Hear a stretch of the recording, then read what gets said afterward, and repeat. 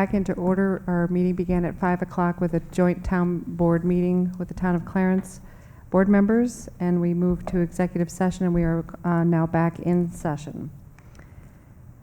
We need an approval of the agenda. So moved. Second? Second. Okay, are those in favor? Aye. Okay. Next is the approval of the minutes from our meeting and executive session from July 11th. So moved. Second? Second. Those in favor? Aye. Okay. No correspondence. Move to our first public comment session. Ask you to walk to the microphones, give your name and address so that we can get back to you if you need any further information.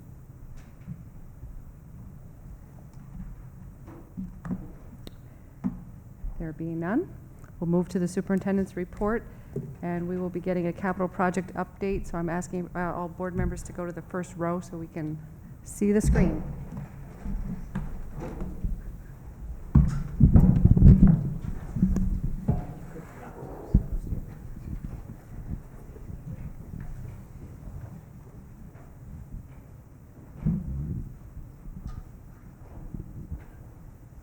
Can you hear me okay? Thank you, Bob. You're fine. You're fine. Okay. All right, just a quick update for our capital project. As everybody knows, we're about a week away from the start of school. As with most capital projects during the summer, things did not go as planned, but we will be ready for school. Just for a few things, back to our initial plan. Phase 1 was our roofing project last summer. Phase 2 was this year, which includes the site work for the turf, high school, Sheridan Hill, Harris Hill, and then transportation. Phase 3 will be for next year, which includes middle school, Clarence Center, Ledgeview. And you'll see a few other things will be moved into 2017. The work for the high school, Sheridan Hill, Harris Hill, and transportation will be substantially complete by September 2nd. For all intents and purposes, we won't be completely done, but for the students returning and faculty and staff, everything will be as normal. Some of the work completed was all the fire alarm with upgrades and replacements in certain areas, all data, virtual user stations, and network upgrades. Sheridan Hill had unit ventilators and shelving, temperature controls in all the buildings, and entrance work. We had gymnasium floor replacements here at Sheridan Hill, and it was a complete replacement. I'm sorry, refinishing at Sheridan Hill in the high school and a complete replacement at Harris Hill. And then here at the high school, we had new classroom floor tile and painting. Some of the work that'll continue after the school year begins on second shift will include lighting upgrades and some of our data work. It will take place in several areas. Several of the phase 2 items that will be rescheduled for phase 3 in 2017, mostly due to long lead times of products and equipment, was the high school pool, the air handler. We knew once we ordered it, we weren't going to get it till September.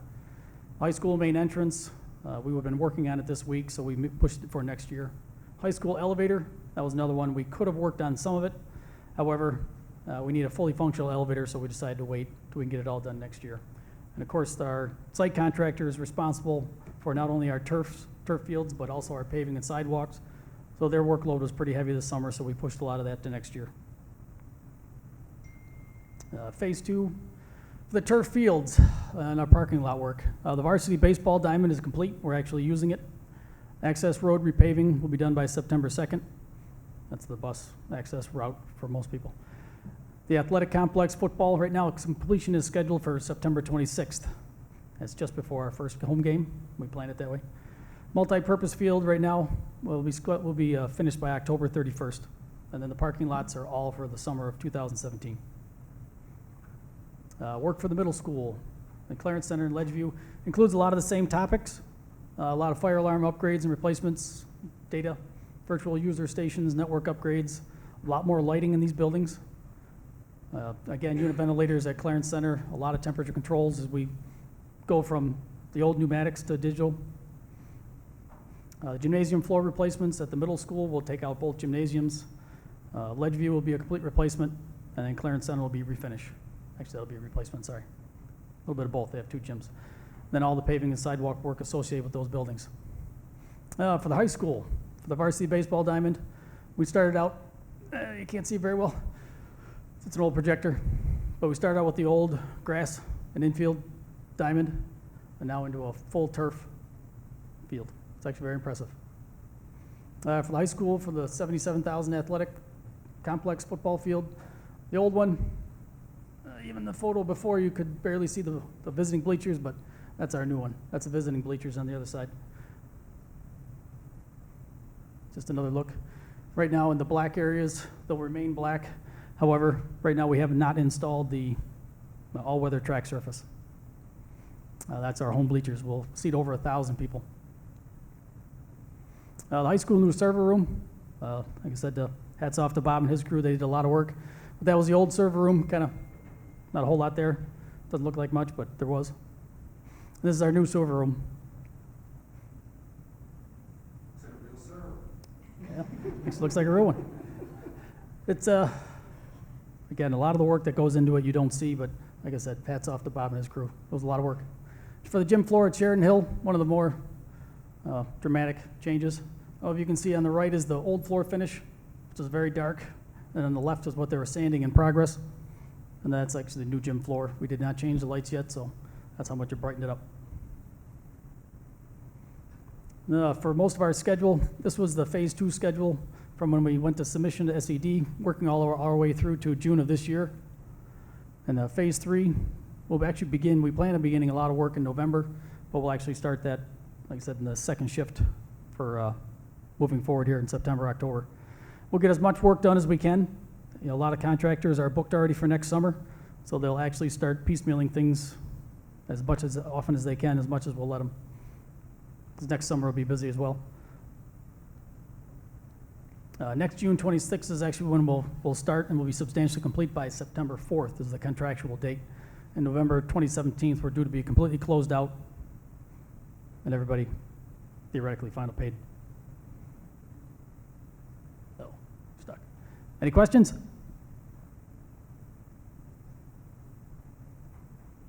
Thank you very much.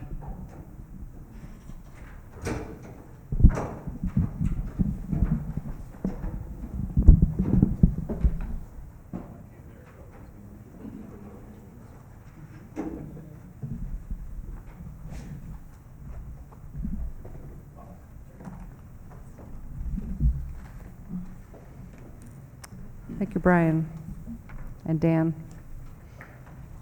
Any other? Can I just, one quick introduction for the Board of Education. This is my very good friend and colleague, Dr. Lynn Fusco, who is the Erie 1 BOCES superintendent, and she is visiting all of the component districts. Welcome, Dr. Fusco.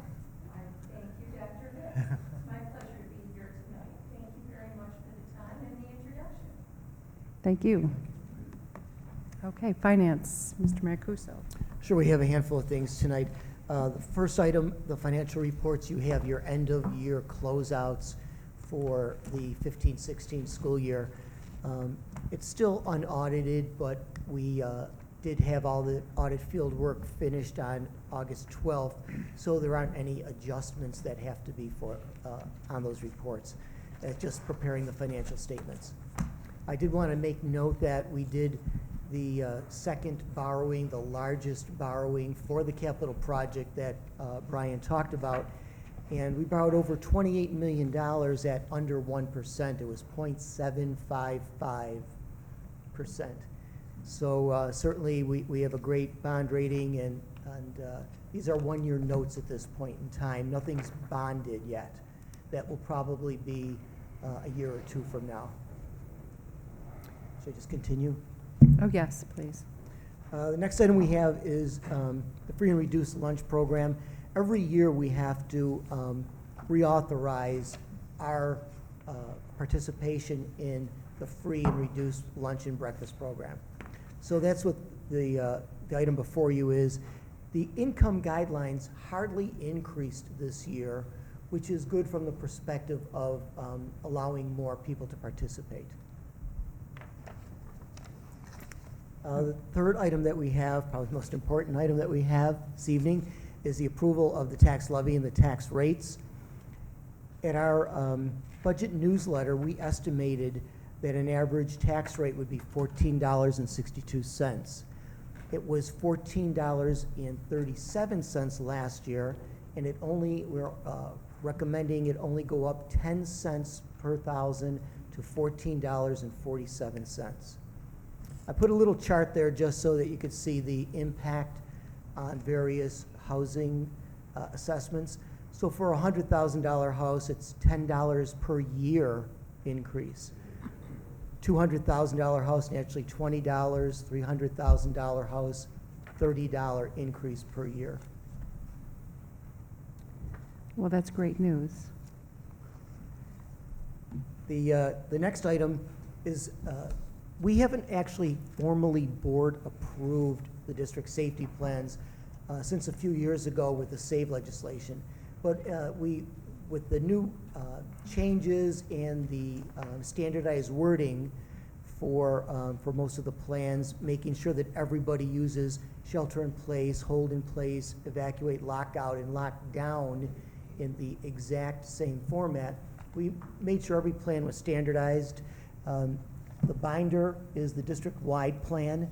That plan is currently uploaded. It's on our website, so anyone could take a look at that. You know, that plan is absent certain things that we wouldn't want anyone just to see. Code names that the building principals might use and things like that that the classroom teachers have to know. Also here are the 6 building plans with all those specifics in them. Because we do subscribe to the BOCES, Safety Risk Management Service, our plans have been really updated every single year. Marilyn from BOCES really does a nice job working with Brian Logel, and we keep our plans up to date. So ours didn't really need much updating for all the new requirements. The last item that I have would be our bonding attorneys are telling us that we need formally adopted procedures for our borrowings. So the Securities and Exchange Commission, every single year we have to file in January official statements showing all of our borrowings and the plan for payback and all of that. And certainly, in addition to the SEC, we have to show that we are in IRS compliance. So while we always have been, and Hudson Russ again does a nice job keeping us that way, working with our financial advisors, they are recommending that we do actually memorialize, in essence, all the procedures that we've been doing for many years. So that's what the 2 resolutions before you are. One, to document the SEC continuing disclosure compliance procedures, and that we are, the second one, that we are in compliance with all IRS requirements. Okay, So does there's it- a lot of items. Any Mhm. questions? Does anyone have any questions on any of those? No? And I need a motion to approve F1 through F6. So moved. Second? All those in favor? Aye. Okay. Personnel, Dr. Patak. Thank you, Mrs. Claus. Before you have a number of items, beginning with resignations, informational items. We have a number of appointments, both probationary and regular substitute, and you can see the various positions that are being filled. We had some additional summer work, appointment of mentors for new teachers for the 2016-17 school year, Regents Review instructors for the August Regents Review, as well as the teachers to then score the Regents, August Regents Review, the August Regents exams. You already approved the fall sports coach schedule at the July board meeting. However, as you can see from the resignations, we needed to appoint some additional people. So before you again, you have the fall sports schedule. Summer curriculum projects, some additional staff involved in the summer curriculum projects. One additional person for the instructional leadership team. We needed 2 additional individuals for summer special education services. We also have resolutions before you tonight regarding approving the qualified lead evaluator of building principals, who is Dr. Hicks, and the qualified lead evaluators of teachers, who are essentially the entire administrative staff. Rates for substitute teachers, we have not, we're not making a recommendation to increase this year. These are the same rates that we had in place last year, and at this point, we would recommend that we stay with those same rates. And then finally, the substitute teacher list. Okay, does anyone have any questions on P1 through P9? Just an overall general question. I know substitutes and the number of substitutes is an issue not only for Clarence, but other districts. Any change with different recruitment we've been doing or that? Just have done more. We never typically recruited over the summer. I conducted a number of interviews in the last couple of weeks, trying to get additional individuals on the sub list. But it's going to be an ongoing challenge. Yes. Is that fair to say? Okay, a motion to approve P1 through P9. Second? Second. All those in favor? Aye. Okay, non-instructional. As far as non-instructional appointments, again, resignations, change in status, appointments of teacher aides, various clerical positions, auto mechanic helper, technology department staff. The summer employees under letter N are people who served in meet and greet for the kindergarten program.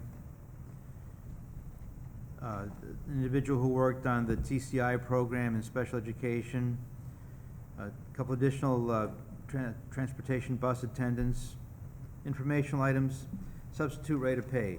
Now, in this case here, we are proposing increases. Again, this December 31st, the minimum wage in New York State will increase from $9 to $9.70.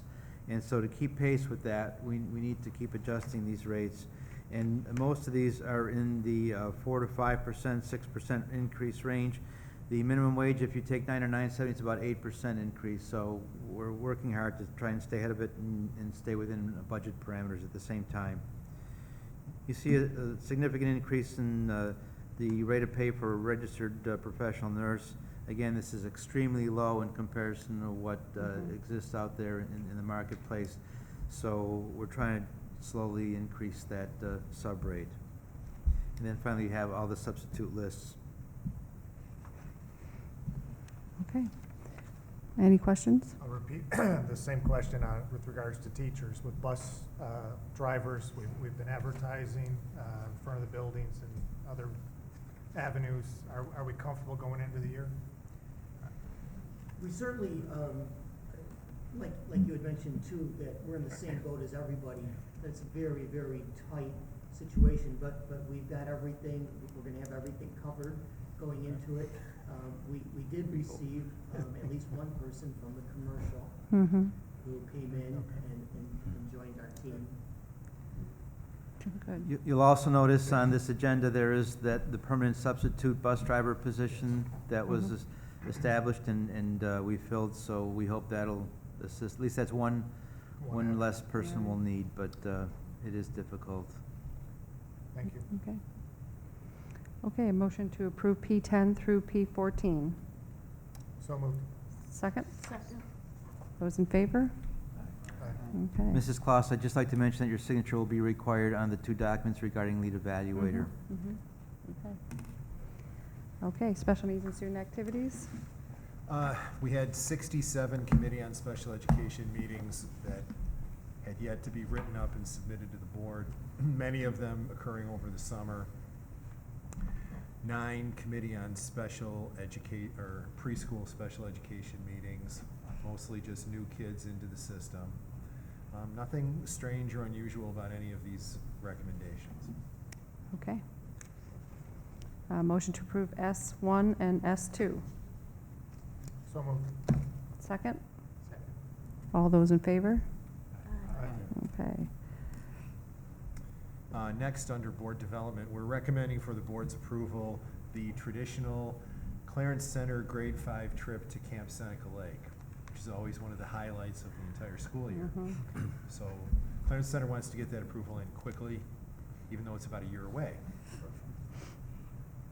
Okay. So you want to move on to the goals, or do you want to do, we can do separately? Sure. Okay. Also, the goals that had been discussed at the board retreat and also with board members through various avenues. Basically, 5 big categories of goals. Some goals on student learning and achievement, some goals on fiscal responsibility, goals on human resources, and goals on communication. These were the ones that the board had developed. And we completed them in the board retreat on August 8th. 10th. Seems like a long time ago. Okay. Everyone's had a chance to look at these. There were no changes or anything, so we're good with those? Okay. So then we'll do an approval for this field trip, B1, and our goals for 2016-17, B2. So moved. All those in favor? Aye. Okay. We'll move to our second public comment session. Anyone has any comments? Ask. Okay. Kathy Wild, from Fairway Circle. I just wanted to ask about a program. I had emailed districts about it a couple months ago, and I didn't know if any movement had been made on it. It's something I read about in the home news. It's something through Section 6. It's called the Unified Sports Program. And right now, Section 6 is running it. There are 6 schools right now that are that are running this program. And it's for children, it's for high school sports, and it's for kids with special needs. And they run, it's a cooperation between the New York State Athletic Association, High School Athletic Association, and Special Olympics. They run a basketball league. Right now, Frontier, East Aurora, Star Point, Newfane, and Eden last year had teams. And the way it runs is that there are 3 kids with special needs on the team and 2 other kids who kind of help them. And they have a league of games. And I just thought, when I saw this, and of course having a child who's coming into the high school next year, I thought, considering we are a division, or AA, we're a large school with a significant special needs population, I thought this would be a great fit for our school district. I don't know what the lead time is to get a program like this running, and I don't know what needs to be done, but I was hoping to put forth this idea Sure. to the board. So I can respond. Okay. Thank you, Mrs. Wild, for sending me that information. And actually, I'd already been in some dialogue and discussion with our athletic director about what we could potentially do to put the multi-use team together. Now, normally, an extra activity that has a stipend for coaches and also has referees and other things that are costs with games, that would be something that we would put into the budget prior to the year. So it'll all depend on the total cost, what we can do in terms of busing, referees, coaching, and if we can do it within this year's budget, we'll try to put it in. If we can't, it'll be an item that gets submitted to the board with the first draft of next year's budget in January. That's great. I do have an article about it. If the board wants to see it, I believe it was on the. That'd be great. That'd be great. Thank you. Great, thanks. Thank you. Thank you for bringing it to our attention. Anyone else? No? Okay. Before you, the schedule of meetings. Next meeting is going to be held September 19th at Harris Hill. And upcoming events, which there are a few, as school gets underway, tomorrow being the first welcome day at Clarence Middle School. For Okay? teachers. For teachers. For teachers. In case any kids are panicking, thinking they have to go to school tomorrow. So, first day of school being September 6th. So, okay, so we had our executive session we moved to between our meeting with the Clarence Town Board and beginning of this meeting. So we can entertain a motion to adjourn our meeting. So moved. Second. All those in favor? Okay. Have a good evening.